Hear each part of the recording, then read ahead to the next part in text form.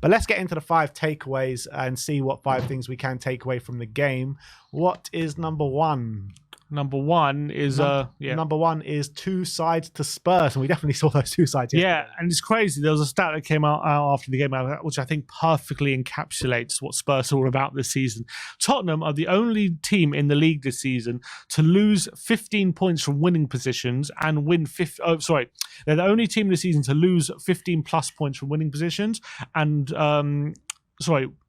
let me start that again. Let's get into the 5 take. Spurs are the only team in the league this season to lose 15 plus points from winning positions and win 15 plus points from losing positions, which is crazy to think about. It's like, that is like Spurs encapsulated. Can't hold on to a win, but we can't rule them out when they're losing as well. And yesterday, coming back from behind against Brighton, never easy to do, especially 1-0 down at half time.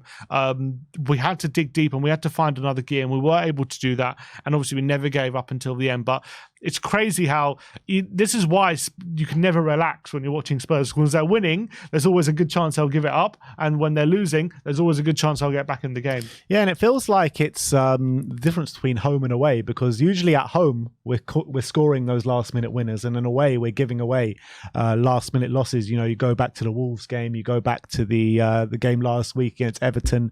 It's like home comforts and away struggles, isn't it? Yeah, maybe that's part of it as well. Maybe we're giving up leads away and we're coming back from behind at home. So it means it's very entertaining and you can never relax, but you can never watch Spurs in just like a nice, comfortable game. Never. It's always a panic. But like that's always been the case. No matter who the manager is, no matter who we got on the pitch, you can never relax watching Spurs, can you? Never, not for a second. But let's go on to the second takeaway, and that is Brighton's record broken.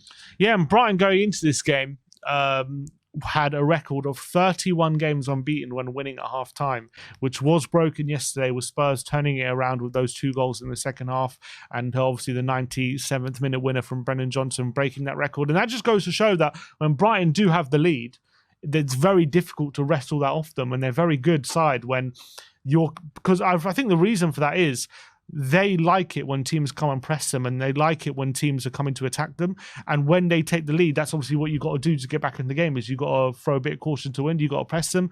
And that's how that then all of a sudden that period they have you where they want you when they're in the lead. And that should maybe shows it was even more impressive yesterday that Spurs were able to turn it around and get back in the game and get the win yesterday.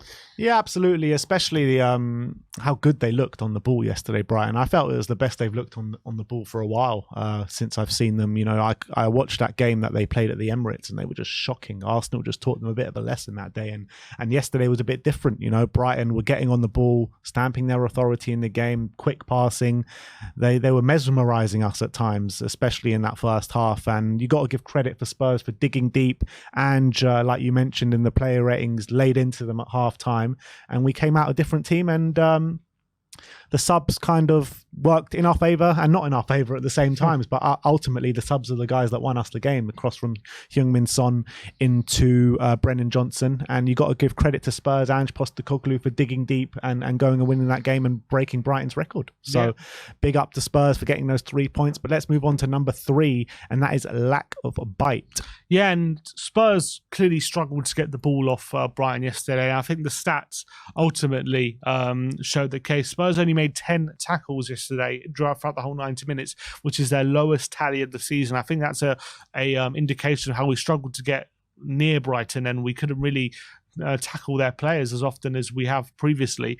But on the flip side of that, we made 14 interceptions yesterday, which is our highest total of the season. So as much as we lack bite in the tackle and we struggled to get near Brighton, maybe what we improved is our anticipation of where they were going to pass it and nicking the ball in terms of intercepting their passes, because 14 interceptions on the day was our highest tally of the season. So yes, we struggled to get near them and we struggled to make tackles, but we made up for it with interceptions. Yeah, and I felt like Bissouma was a massive part of that when he came on. Coutinho Romero as well was doing that time and time again. So I think it's a staple of the Spurs team, to be honest. The way how aggressive we can be, how we can block those passing lanes, how we can keep intercepting the ball time and time again. And it was great to see yesterday, and it was a big reason why we did go on and win that game, for sure. But let's move on to number 4, and that is Pape Matar steps up. Yeah, and what a big moment it was for him to get the equaliser. I think it was really good reward reward for what was a definitely fantastic second half performance at the time. And even in the first half, he was pretty good. In terms of the numbers, completed 82% of his passes, 2 out of 2 long passes completed, 1 out of 1 dribbles as well. Obviously, got his shot on target, which he scored. Made 2 tackles, 1 interception. So, and also got his 3rd goal of the season. So I think that's 5th goal contribution as well, because I think he's got 2 assists. So starting to add those goal contributions this season as well for Pape Matar, which is showing his quality.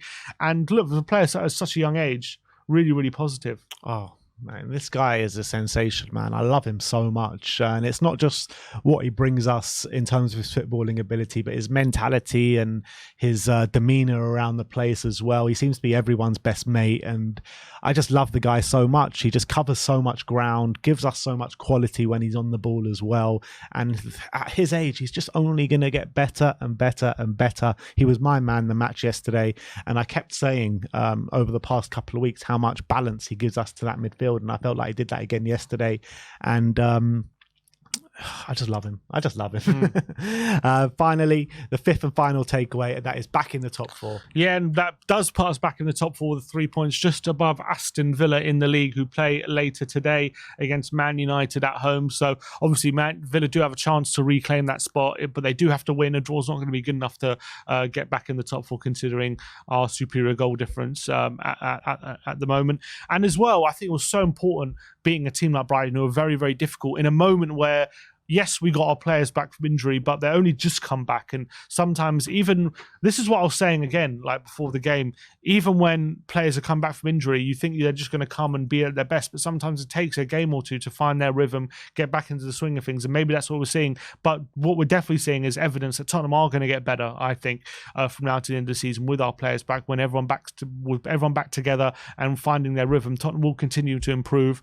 And Villa do have, some very difficult fixtures coming up, and their formers seem to be slipping as well. Obviously, Arsenal right now, at the time of recording, are 5-0 up at the Olympic Stadium. So I was going to say, we'll close the gap on Arsenal, but that gap's going to widen again to 5 points. But still, 5 points with 14 games to go is not completely insurmountable. That can be changed very, very quickly. So definitely keeping pace with the top teams, but being back in the top 4 is very, very important. And now the baton turns to Villa to win. Yeah, but I think a draw does get them back into the top 4, though. Their goal difference is better than ours because of their result last weekend. Is it? Yeah. They're like 3 or 4 goals better than us at the moment. Oh, yeah, it is. Sorry, apologies. Draw does get them back in the top 4 on goal difference. You're right. You're right. After last week. It wasn't the case before. Yeah, because of they absolutely tore 5-1. They won 5-1. Yeah, last you're weekend. Right. But look, that is our 5 takeaways from the game that we beat Brighton by 2 goals to 1.